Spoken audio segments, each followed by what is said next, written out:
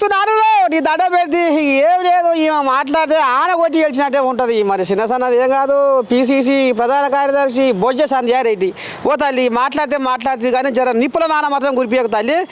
ఎందుకంటే మరి నేను తట్టుకుంటలేదు ముందుగా వాళ్ళేమో కానీ ఇక మరి అందుకనే నేను ముందుగా నీకు చెప్పెడుతున్నా. ఏం లేదు కానీ ఇప్పుడు కవితమ్మ బీసీల రాగంలో ఫస్ట్ ఆమె నెంబర్ 1లో ఉన్నది అనేది నా భయానికి సర్కారు ఆర్డినెన్స్ తీసుకొచ్చింది అనేది ఇప్పుడు ఆమె ఊరూరా పండుగ మూత మోగిస్తుందట. మరి ఈ బీసీల కథ ఇంతవరకు ఇంకా ఎటు తేలదా, ఏం జరుగుతుంది అసలు? తిహార్ జైలుకి పోయేసి వచ్చిన తర్వాత తిమ్మిరెక్కి మాట్లాడుతుంది. అమ్మో, నేను అనేది ఏంటంటే బీసీలకి కవితకి ఏమైనా సంబంధం ఉందా? ఏం సంబంధం? ఎందుకు అంటున్న సంబంధం అంటే ఓకే మానవ సంబంధాలు ఉంటే నేను కాదనను, కానీ మీ అయ్యే అధికారంలో ఉన్నప్పుడు నీకు బీసీలు ఎందుకు గుర్తురాలే అది చెప్పాలి. అధికారం పోయిన తర్వాత ఇప్పుడు బీసీలు నేనే ముందున్నా అని చెప్తున్నావా? అంటే తిహార్ జైల్లో కూర్చొని మన కళలు గిట్లా కన్నావా నువ్వు? ఇవాళ ఏదో నేను అది చేస్తా, నేను ధర్నా చేస్తా, దీక్షలు చేస్తా అంటున్నావు. ఎవరి కోసం చేస్తున్నావు? నీ ఉనికి కాపాడుకోనికే నువ్వు గతంలో తెలంగాణ రావాలని చెప్పేసి బతుకమ్మ అని చెప్పి జాగృతి పెట్టి నీ బతుకు తెరువు తీసుకొని తెలంగాణలో అందరూ అమ్మాయి మహిళలను మొత్తం మోసం చేసివి. తెలంగాణ ప్రజలకు మొత్తం తెలిసిపోయింది నువ్వేందనేది. ఎందుకంటే ఇప్పుడు దాచుకున్నావు బయటికి రావద్దు అంటే ఇప్పుడు ఏం చేయాలి? మళ్ళీ బీసీ నినాదం కల్వకుంట్ల ఫ్యామిలీకి ప్రతి ఒక్కరిని వాడుకోవడమే. వాళ్ళకి 10 మందికి మంచి చేసేది ఆ కుటుంబానికి తెలియదు ఎప్పుడు కూడా. ఇలా కవితమ్మ అన్నంత మాత్రాన ఒక్క మహిళలలో ఉన్నారా తమ్మి? ఇప్పుడు కవితమ్మ మీద చింతపండు నవీన్ అలియాస్ తీన్మార్ మల్లన్న అంటాం మనం.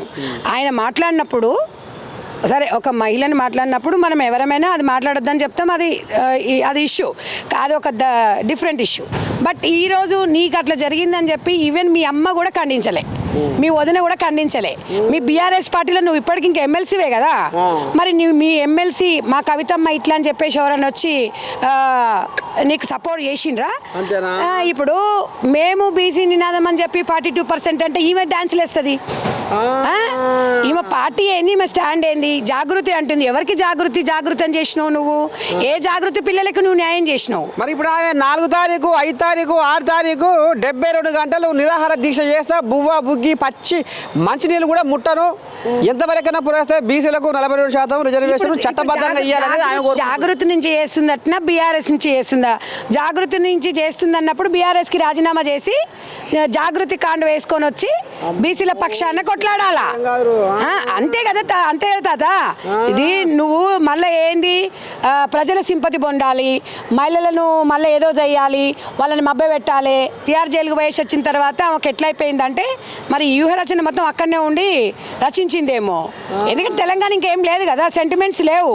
ఎందుకంటే ఆల్రెడీ బీఆర్ఎస్ అయింది కాబట్టి తెలంగాణతో పేగబంధం తెగిపోయింది. ఇప్పుడు పక్క రాష్ట్రం తమిళనాడులో గవర్నర్ గిట్టనే నానబెట్టిందట. నానబెడితే ప్రభుత్వం కోర్టు మెట్లెక్కి దానికి తీర్పు పొందిందట. మరి మీరు కూడా గట్ల ఏమన్నా ఉపాయం మరి చేయరాదు? చెయ్యమంటుందా కవితమ్మ? ఇప్పుడు మేమేమంటున్నాం, కవితమ్మ చెప్తానో ఈమె చెప్తానో మేము బీసీ నినాదం గురించి మాట్లాడలేదు.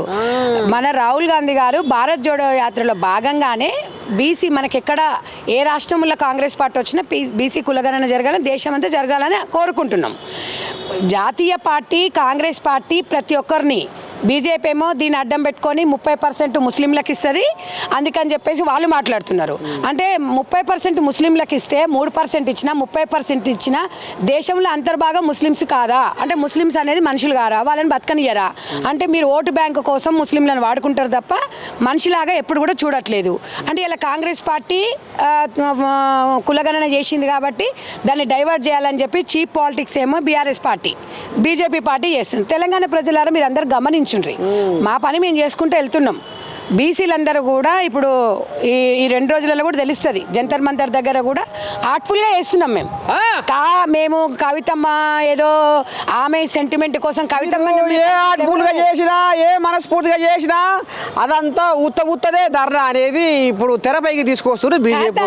మరి మాకెందుకు చెప్తలేరు మీరు? మేము 8 మంది ఎంపీలో ఉన్నాము, మాకు చెప్పకుండా మీరు ఎవరికి చెప్తారు? చిత్తశుద్ధి లేని వాళ్ళకి పిలుచుకొస్తారా? నీకు తెలియదా? నువ్వు జాగృతి అంటున్నావు, ఒక వేదిక అంటున్నావు కదా, మిగతా పార్టీలందరూ మీరందరూ 10 ఏళ్ళు పాలనలో ఉన్నారు, మరి ఎందుకు రావట్లేదు మీరు? బీజేపీ ఎంపీలు కూడా అంటారు. అరే రమ్మ, ఎవరు బొట్టు పెడతారా? మీకు బాధ్యత లేదా? 8 మంది ఎంపీలు గెలిచిరు, మీకు బాధ్యత లేదా? పిలవాలగా. ఎందుకు పిలుస్తారు? వాళ్ళకి తెలియదా? కలిసి రావాలి. ఎందుకు రావాలంటే మేము ఎందుకు పిలుస్తాం? రావాలి. మీకు బాధ్యత లేదా? తెలంగాణ ప్రజలంటే మీకు బాధ్యత లేదా అని నేను అడుగుతున్నా. అంటే పిలిచి వచ్చేటోడు పరాయోడు, మరి మీరు పరాయోళ్ళ, మరి పక్క రాష్ట్రమా? కాబట్టి మీరు అందరు కూడా చిత్తశుద్ధున్నోడైతే కలిసి రావాలి. మీకు ప్రజల మీద చిత్తశుద్ధి ఉంటే బీజేపీ అట్లా ఎస్కేప్ అవుతుంది, బీఆర్ఎస్ ఏమో దీన్ని డైవర్ట్ చేయనికనంటే కరీంనగర్లో సభ పెడతారంట. ఇక అన్ని పెట్టి సిరికి ఈ సభ పెట్టి పీకుతారు వీళ్ళు. ఇక అంతకు మించి వీళ్ళు ఏముండదు, గింతే ఉంటాయి. ఈ వ్యూహరచన లేదో మాట్లాడుతుంటారు తప్ప వీళ్ళు చేసేది ఏం లేదు.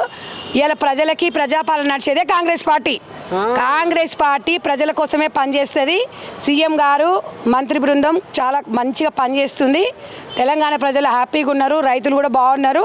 ఇచ్చిన హామీలు ఒక్కొక్కటి నెరవేర్చుకుంటూ వస్తున్నాము. ప్రజలు బాగున్నారు. ఏదో ఒకటి బీజేపీ పార్టీ చేసేది అదే కదా ఇప్పుడు.